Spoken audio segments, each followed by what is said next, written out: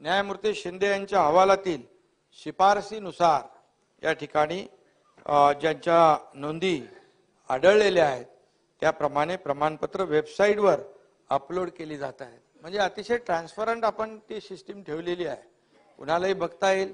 त्याच्यामध्ये असंही कुणाला वाटलं बाबा यांनी जातीचा दाखला खोटा केलाय त्याच्यावर तक्रार करण्याचे देखील अधिकार त्या कायद्यामध्ये आहेत।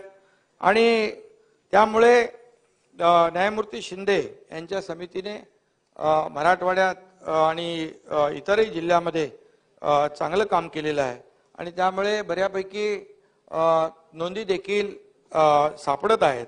ज्यांच्या नोंदी सापडतील त्यांचा हक्क जो आहे कुठेही डावलला जाणार नाही, पण खोटं प्रमाणपत्र कुणालाही घेण्याचा अधिकार नाही, तो दिला जाणार नाही। जर पात्र व्यक्तींवर कुणी अन्याय करत असेल तर देखील अध्यक्ष महोदय संबंधित अधिकाऱ्यांवर संबंधितांवर कारवाई देखील केली जाईल